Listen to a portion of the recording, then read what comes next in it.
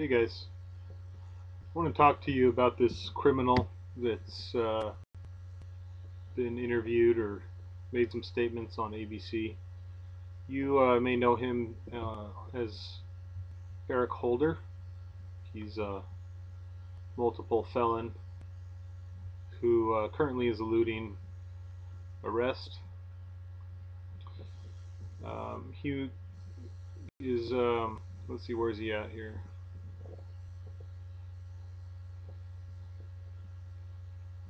Um, I think it was at a university. He's making these, let's see here, at a speech in Northwest University Law School. He says the evaluation of whether an individual presents an imminent threat incorporates considerations of the relevant window of opportunity to act, the possible harm that missing the window would cause to civilians, and the likelihood of heading off future disastrous attacks against the United States. Some have called such operations assassinations. They are not, and the use of that loaded term is misplaced. Assassinations are unlawful killings. Holder continued in his prepared remarks.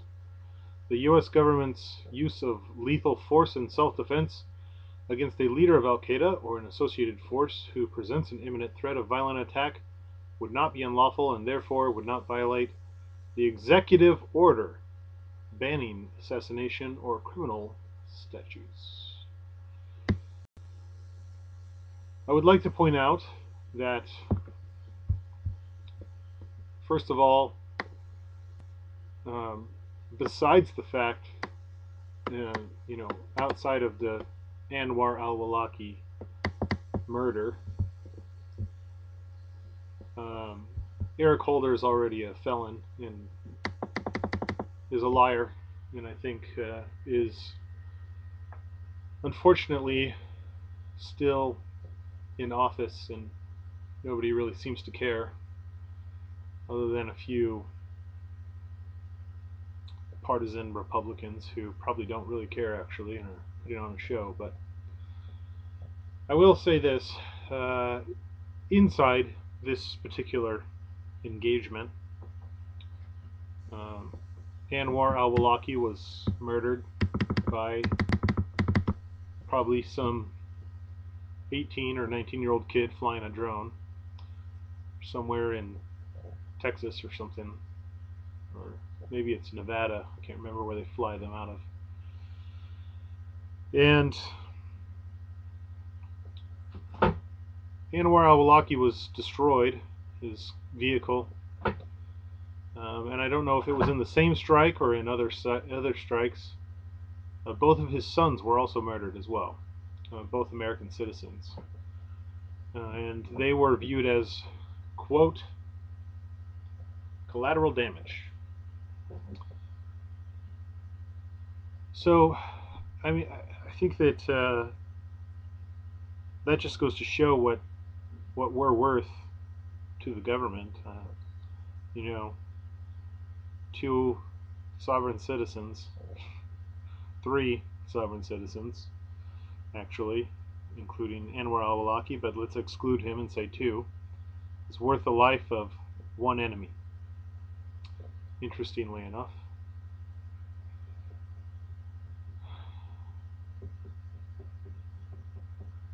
Apparently one of his sons was actually killed later.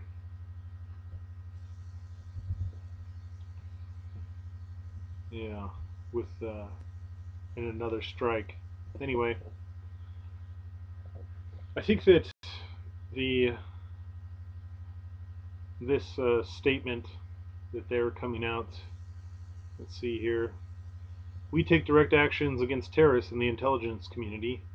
If we think that direct action will involve killing an American, we get specific permission to do that, which is Dennis Blair of the National Intelligence, Director of National Intelligence.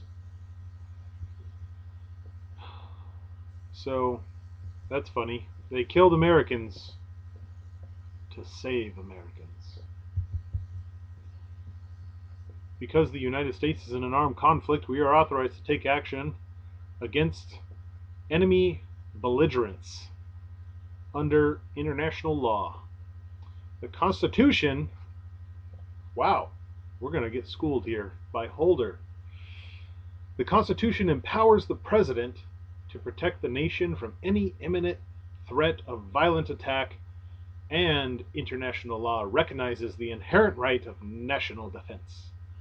None of this is changed by the fact that we are not in a conventional war. Wow. Constitutional expert Eric Holder schools America.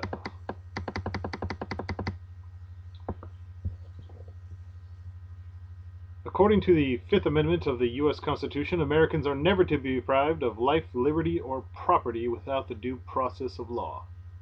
The Constitution is not an aspirational statement of values, allowing exceptions when convenient, but rather it is the law of the land.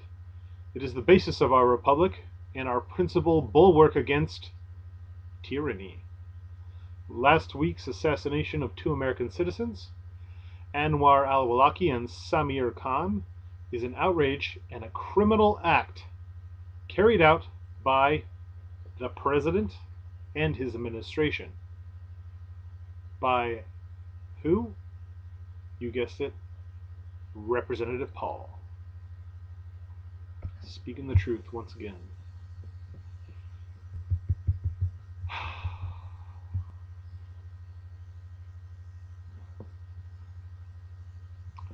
I think that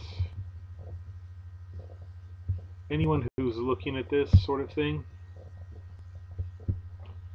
and isn't worried about where we're going, you got some soul searching to do and some reading.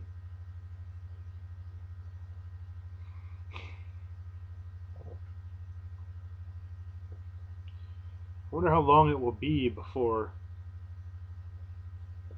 some other American citizen, maybe on U.S. soil, will be declared an enemy belligerent in cahoots with terrorist organizations such as the Oath Keepers,